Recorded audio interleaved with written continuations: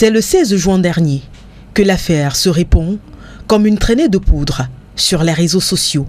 Des photos et vidéos de 2 secondes dans laquelle on voit un couple s'adonner à des plaisirs sexuels. Si le visage de la fille y est très bien exposé, il faut dire que l'émetteur de la sextape prend la peine de cacher le sien. La scène, comme on le voit dans les images devenues virales, se déroule dans le bureau de Martin Camus-Mime, célèbre commentateur sportif.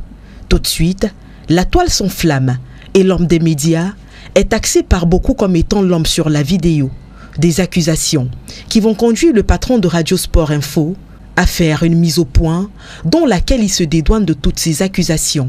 Sauf que la mise au point n'aura pas l'effet escompté. Les internautes ont au fait de la qualifier de mensongère. Les arguments du commentateur sportif sont battus en brèche, surtout que quelques heures seulement après le début du scandale, des langues commencent à se délier. C'est d'abord Ide Demaga, une Camerounaise très introduite dans le monde associatif, qui fait un direct sur sa page dans lequel elle accuse Martin Camus-Mime d'attouchement, proposition indécente et harcèlement. Le 17 juin, un autre témoignage est publié sur la page de Harold Ketchemen, jeune écrivain camerounais. C'est celui de Patricia Bakalak, une autre Camerounaise installée en Occident.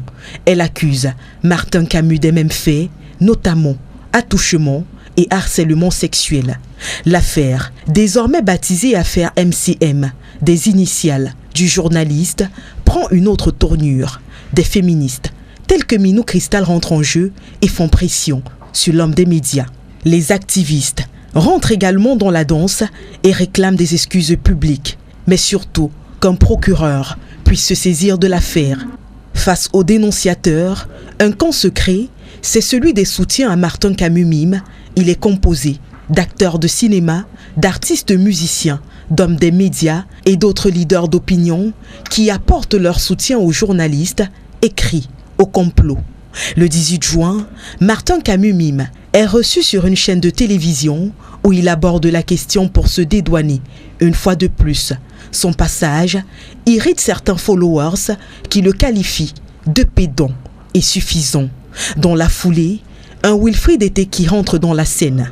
Il est restaurateur, proche du monde de la mode.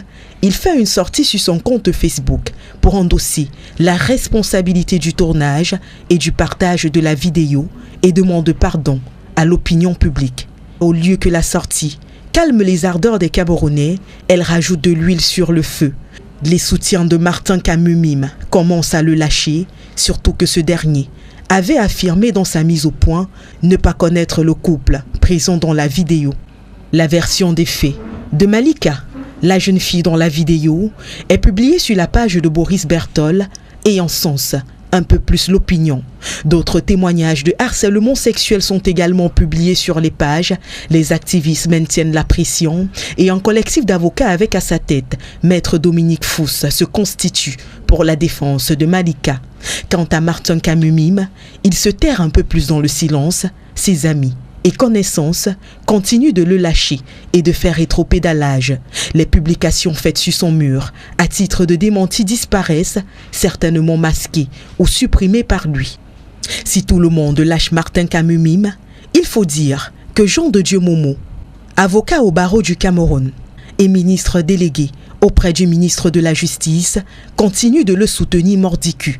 Le scandale est si grave que les partenaires du journaliste, notamment les entreprises et sa maison d'édition, condamnent l'action et se désolidarisent de lui. Finalement, le 23 juin, le ministre de la Promotion de la Femme et de la Famille donne un point de presse dans lequel elle condamne la diffusion des vidéos, sans dire si des poursuites seront engagées contre des contrevenants.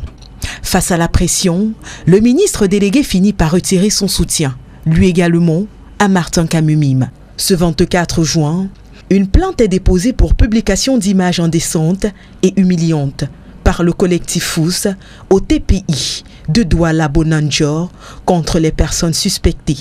C'est donc là le début d'une bataille judiciaire, d'une affaire qui a bouleversé l'opinion au Cameroun.